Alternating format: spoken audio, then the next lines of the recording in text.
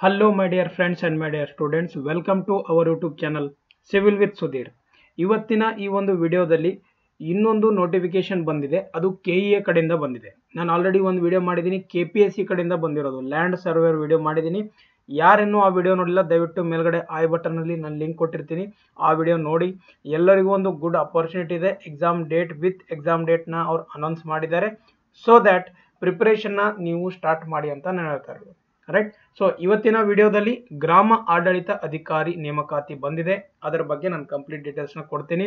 So ಈ syllabus ಏನಿದೆ, ಯಾವ ತರ ಪ್ರಿಪರೇಷನ್ ಮಾಡಬೇಕು ಅಥವಾ ಏನೇನಿದೆ ಅದರದ್ದೆಲ್ಲ ಡೀಟೇಲ್ಸ್ ಇವತ್ತಿನ ವಿಡಿಯೋದಲ್ಲಿ ಸಿಗುತ್ತೆ.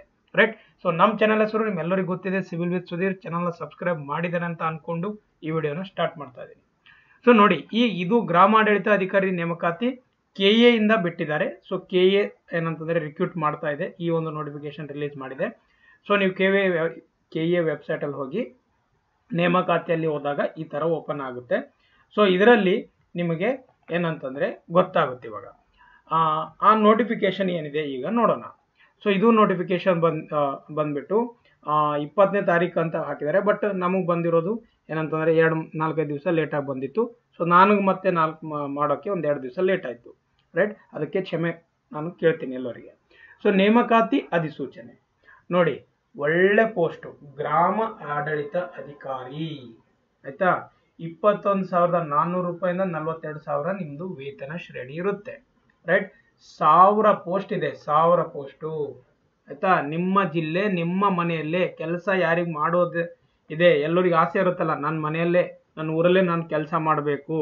ಆಯ್ತಾ, ನನ್ನ ಊರ್ ಬಿಟ್ಟು ನಾನು ಹೋಗ್ಬಾರ್ದು, ನನ್ನ ಮನೆಯಲ್ಲೇ ನಾನು ಉಳ್ಕೋಬೇಕು ಅಂತವ್ರಿಗೆ ಈ ಒಂದು ಪೋಸ್ಟು ಮಾಡಿಸಿರೋ ಪೋಸ್ಟ್ ಇದೆ.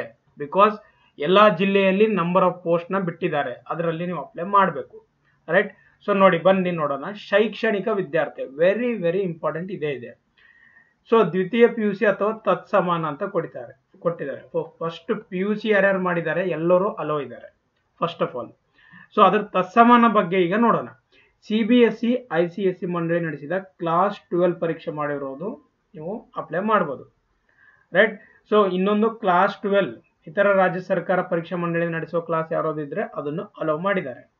ನೆಕ್ಸ್ಟ್ ಥರ್ಡ್ ನೋಡಿ, national institute of open schooling NIOS ವತಿಯಿಂದ ನಡೆಸುವ ಉನ್ನತ ಪ್ರೌಢ ಶಿಕ್ಷಣ ಕೋರ್ಸ್ HSC ಕೋರ್ಸ್ ಇತ್ತಂದ್ರು ನಿಮಗೆ ಅಲೋ ಮಾಡಿದ್ದಾರೆ.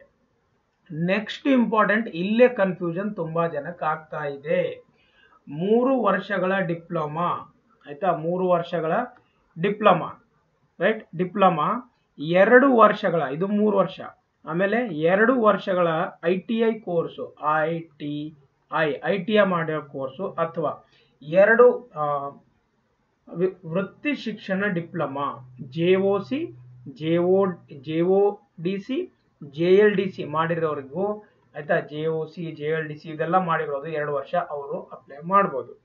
ಆಯ್ತಾ. ಬಟ್ ಇಲ್ಲಿ ಕೆಳಗಡೆ ಒಂದು ಟ್ವಿಸ್ಟ್ ಕೊಟ್ಟಿದ್ದಾರೆ. ಇಲ್ಲಿ ನೋಡಿ ಏನಿದೆ, ಅಭ್ಯರ್ಥಿಗಳು NIOS ವತಿಯಿಂದ ನಡೆಸುವ ಒಂದು ಭಾಷಾ ಕೋರ್ಸ್ ಅಥವಾ ಒಂದು ಶೈಕ್ಷಣಿಕ ವಿಷಯದಲ್ಲಿ ದೂರ ಕಲಿಕೆ ಮಾದರಿಯಲ್ಲಿ ಅಥವಾ ಪದವಿ ಪೂರ್ವ ಮಂಡಳಿಯ ನಡೆಸುವ ಪರೀಕ್ಷೆಯಲ್ಲಿ ಒಂದು ಭಾಷೆ ಮತ್ತು ಒಂದು ವಿಷಯದಲ್ಲಿ ಉತ್ತೀರ್ಣರಾದಲ್ಲಿ ಮಾತ್ರ PUC ಗೆ ತತ್ಸಮಾನವೆಂದು ಪರಿಗಣಿಸುತ್ತಾರೆ. ಆಯ್ತಾ, ಕೊಡೋದು ಕೊಟ್ಟು ಆಮೇಲೆ ಇದರಲ್ಲಿ ಟ್ವಿಸ್ಟ್ ಕೊಟ್ಟಿದ್ದಾರೆ.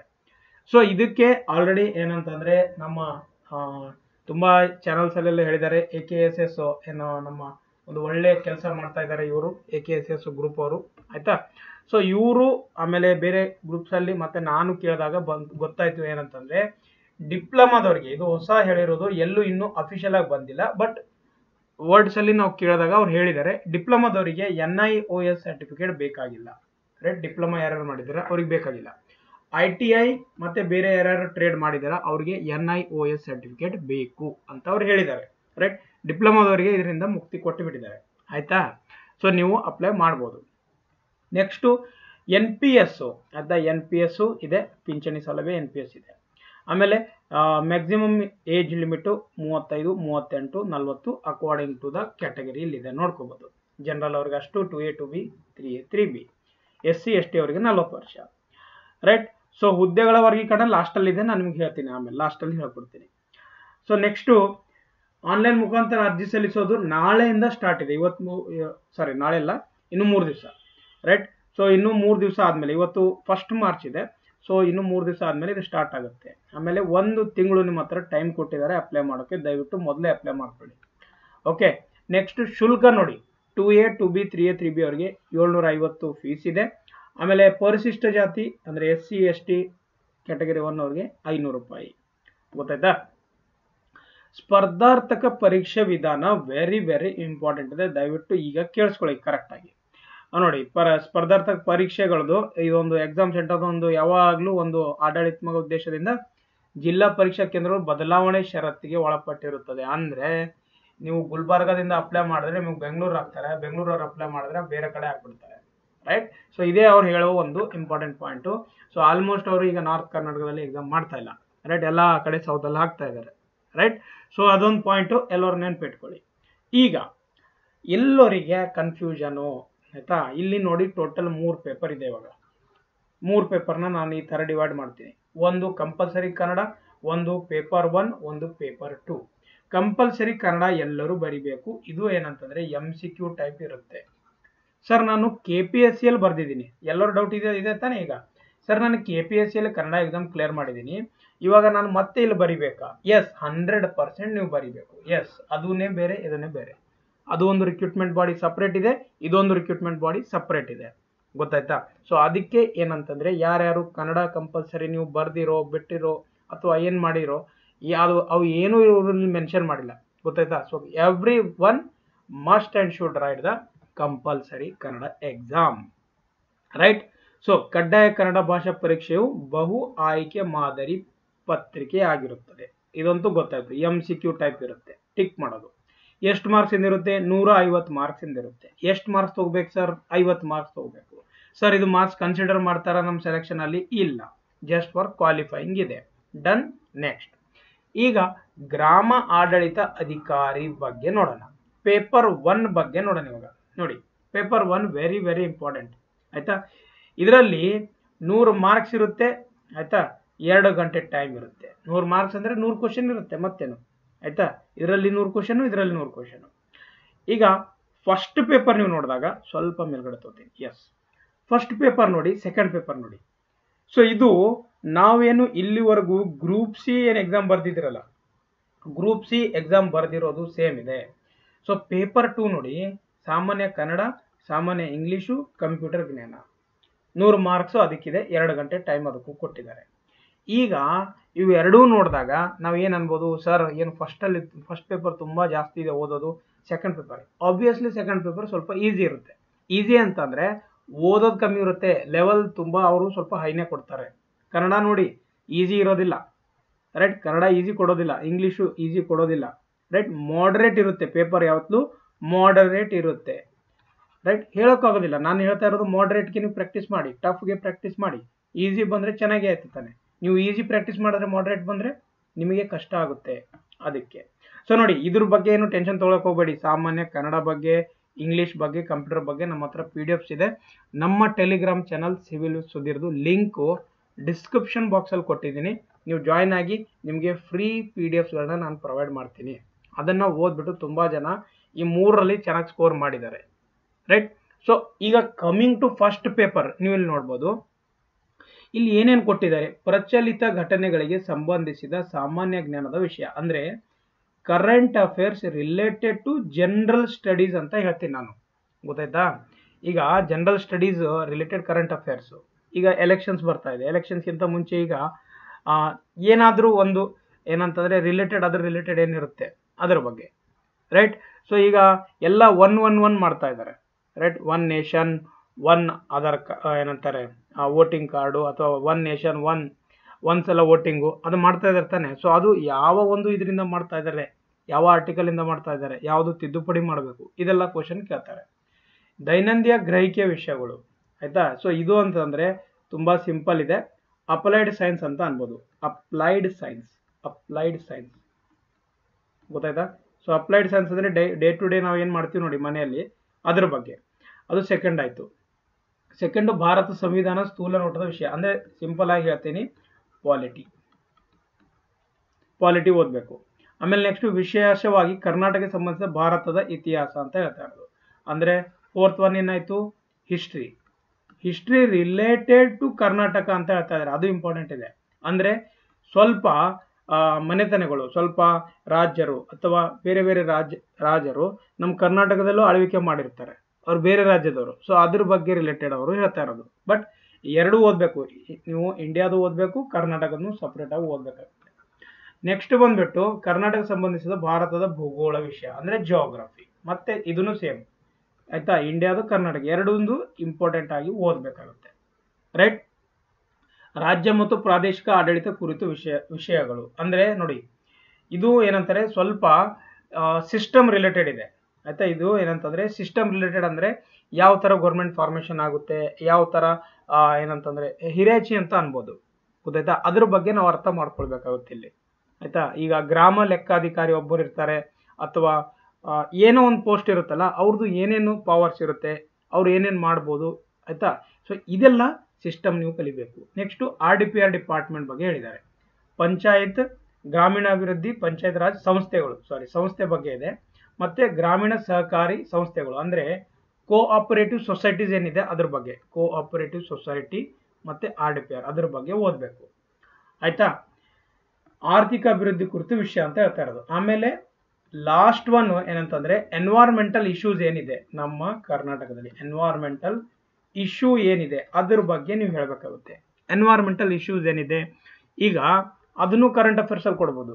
ಈಗ ಕಾವೇರಿ ನಮ್ಗೆ ಗೊತ್ತಿದೆ, ಕಾವೇರಿ ಬಗ್ಗೆ ಏನಾಗುತ್ತೆ ಅಂದ್ರೆ ತಮಿಳುನಾಡು ಮತ್ತೆ ಕರ್ನಾಟಕ ಮಧ್ಯ ನೀರಿನ ಏನಂತಾರೆ ವಾಟರ್ ಡಿಸ್ಪ್ಯೂಟ್ ನಡೀತಾನೆ ಇದೆ ಆಯ್ತು. ಸೊ ಅದೇ ತರ ನಾವು ಏನಂತಾರೆ ಈ ಕಡೆನೂ ನೋಡ್ಬೋದು, ಬೆಳಗಾವಿಯಲ್ಲೂ ನಡೀತಾ ಇದೆ, ಗೊತ್ತಾಯ್ತಾ.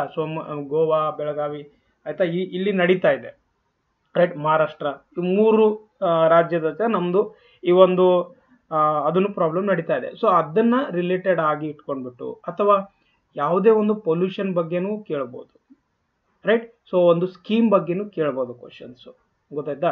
ಸೊ ಈ ತರ ಅನಾಲಿಸಿಸ್ ನಾವು ಮಾಡ್ಕೊಂಡ್ಬಿಟ್ಟು ಓದ್ಬೇಕಾಗುತ್ತೆ. ಇವೆಲ್ಲ ಸಬ್ಜೆಕ್ಟ್ ಇಂಪಾರ್ಟೆಂಟ್ ಇದೆ ನಿಮಗೆ ಪೇಪರ್ 1 ಅಲ್ಲಿ. ಸೊ ಇದನ್ನ ಎಲ್ಲ ನೀವು ನೋಡಿದಾಗ ನಿಮ್ಗೆ ಗೊತ್ತಾಗ್ತಿದೆ ಎಷ್ಟೊಂದು ಓದಬೇಕಾಗುತ್ತೆ ಪೇಪರ್ 1 ಅಲ್ಲಿ. ಅದೇ ಪೇಪರ್ 2 ಅಲ್ಲಿ ನೋಡಿ, ಪೇಪರ್ 2 ಅಲ್ಲಿ ಸಾಮಾನ್ಯ ಕನ್ನಡ ಇದೆ ಆಯ್ತಾ. ಕನ್ನಡನ ಸ್ವಲ್ಪ ಎಲ್ಲ ಡಿವೈಡ್ ಮಾಡಿರ್ತಾರೆ, ಏನೇನು ಓದ್ಬೇಕು ಏನೇನಿಲ್ಲ ಅಂತ, ರೈಟ್. ತುಂಬಾ ಸಿಂಪಲ್ ಇರುತ್ತೆ. ನೀವೇನಂತಂದ್ರೆ ಮೇನು ಗ್ರಾಮರ್ನ ಚೆನ್ನಾಗಿ ಓದ್ಕೊಳ್ಳಿ. ಎರಡು, ಇಂಗ್ಲಿಷ್ ಆಗಲಿ ಕನ್ನಡ ಆಗಲಿ, ಗ್ರಾಮರ್ನ ಚೆನ್ನಾಗಿ ಓದ್ಕೊಳ್ಬೇಕು, ರೈಟ್. ಇಂಗ್ಲಿಷು ಮತ್ತೆ ಕನ್ನಡ ಎರಡು ಗ್ರಾಮರ್ನ ಚೆನ್ನಾಗಿ ಓದ್ಕೋಬೇಕು. ಕಂಪ್ಯೂಟರ್ ಜ್ಞಾನ ಒಂದು PDF ಇದೆ ನನ್ನ ಹತ್ರ, ನಾನು ನೋಡ್ತೀನಿ ನಿಮ್ಗೆ ಶೇರ್ ಮಾಡ್ತೀನಿ, ರೈಟ್. ಸೊ ಅದು ಏನಿಲ್ಲ, ಪ್ರೀವಿಯಸ್ ಇಯರ್ ಕ್ವಶನ್ಸ್ ಮಾಡಿದ್ರೆ ಸಾಕಂತ ನಾನು ಅನ್ಕೋತೀನಿ. ಒಂದ್ಸಲ ಆ PDF ನ ಫ್ರೀಯಾಗಿ ಓದ್ಕೋಬೇಕು, ಅದಾದ್ಮೇಲೆ ಎಲ್ಲದ್ರದ್ದು ಪ್ರೀವಿಯಸ್ ಇಯರ್ ಕ್ವಶನ್ಸ್ ಮಾಡಬೇಕು.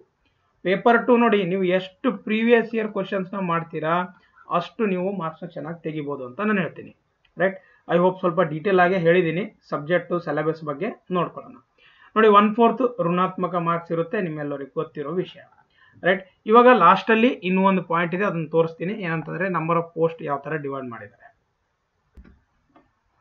ಸೊ ಈಗ ನೀವು ನೋಡ್ಬೋದು ಉಳಿಕೆ ಮೂಲ ವೃಂದದ ಹುದ್ದೆಗಳ ಸಂಖ್ಯೆ ಎಷ್ಟಿದೆ ನೋಡಿ. ಇಲ್ಲಿ ಒಂದೊಂದು ಬೆಂಗಳೂರು ನಗರ, ಆಮೇಲೆ ಬೆಂಗಳೂರು ಗ್ರಾಮಾಂತರ, ಚಿತ್ರದುರ್ಗ, ಕೋಲಾರ, ತುಮಕೂರು 73, 51, 42 ಎಲ್ಲದಕ್ಕೂ ಸಪ್ರೇಟ್ ಪೋಸ್ಟ್ ಕೊಟ್ಟಿದ್ದಾರೆ. ತುಂಬಾ ಒಳ್ಳೆ ಪೋಸ್ಟ್ ಇದೆ, ರೈಟ್.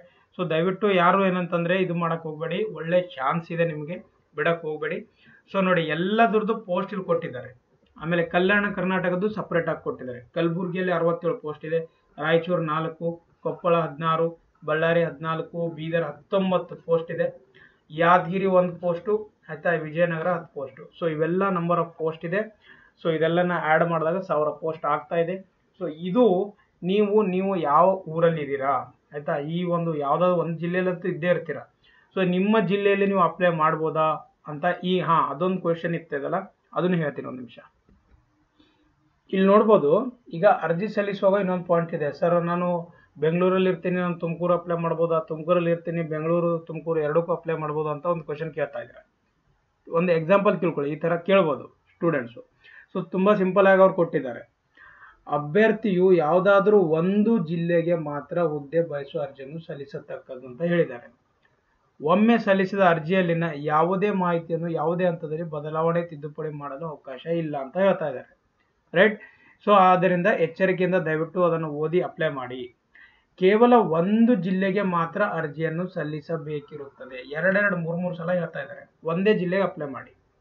ಸೊ ಒಂದಕ್ಕಿಂತ ಹೆಚ್ಚು ಅರ್ಜಿ ಸಲ್ಲಿಸಿದ್ದಲ್ಲಿ ಯಾವ ಒಂದು ಸ್ಪರ್ಧಾತ್ಮಕ ಪರೀಕ್ಷೆ ಬರೆಯಲು ಬಳಸಲಾಗಿದೆ ಅದನ್ನ ಮಾತ್ರ ಪರಿಗಣಿಸ್ತಾರೆ. ಫಾರ್ ಎಕ್ಸಾಂಪಲ್ ರೈಟ್, ಸೊ ನಾವು ಬೀದರ್ಗೆ ಅಪ್ಲೈ ಮಾಡಿದ್ದೀನಿ, ಅದಾದ್ಮೇಲೆ ಗುಲ್ಬರ್ಗಾಗೂ ಅಪ್ಲೈ ಮಾಡಿದ್ದೀನಿ. ಬಟ್ ನಾನು ಎಕ್ಸಾಮ್ ಬರೆದಿರೋದು ಗುಲ್ಬರ್ಗಾ ಡಿಸ್ಟಿಕ್, ಅದನ್ನ ಆ ಹಾಲ್ ಟಿಕೆಟ್ ಡೌನ್ಲೋಡ್ ಮಾಡ್ಕೊಂಡ್ಬಿಟ್ಟು ಬರ್ದಿದ್ದೀನಿ. So they will only consider Gulbarga district, right. So they will not consider Bidar district. ಗೊತ್ತಾಯ್ತಾ? ಸೊ ಈ ತರ ಇದೆ. ಸೊ ಯೋಚನೆ ಮಾಡಿ ಅಪ್ಲೈ ಮಾಡಿ, ಅದಕ್ಕೆ ಎಲ್ಲಿಂದ ಅಪ್ಲೈ ಮಾಡಬೇಕು, ಕಾಂಪಿಟೇಷನ್ ಎಲ್ಲಿ ಜಾಸ್ತಿ ಇದೆ, ಯಾವ ತರ, ರೈಟ್. ಸೊ ಇದಿಷ್ಟು ಡೀಟೇಲ್ಸ್ ಬಂದ್ಬಿಟ್ಟು ವಿಲೇಜ್ ಅಕೌಂಟೆಂಟ್ ಆಫೀಸರ್ ಬಗ್ಗೆ ಇತ್ತು. ಯಾವುದೇ ತರ ಡೌಟ್ ಇದ್ರೆ ಕಮೆಂಟ್ ಬಾಕ್ಸ್ ಅಲ್ಲಿ ಕಮೆಂಟ್ ಮಾಡಿ ಅಂತ ಹೇಳ್ತಾ ಈ ವಿಡಿಯೋನ ಇಲ್ಲೇ ಮುಗಿಸ್ತಾ ಇದ್ದೀನಿ. ತುಂಬಾ ಡಿಟೇಲ್ ಆಯ್ತು ವಿಡಿಯೋ. ಸೊ ಅರ್ಥ ಆಗ್ಬೇಕು ತಾನೆ, ಡಿಟೇಲು ಬರೀ ಮೇಲ್ಮೇಲಿಂದ ಇನ್ಫಾರ್ಮೇಶನ್ ಕೊಟ್ಟರೆ ನಮಗೆ ಅದು ನನಗೂ ಸ್ಯಾಟಿಸ್ಫೈ ಆಗೋದಿಲ್ಲ, right. So thank you, have nice day. We will meet in the next video guys. Thank you so much.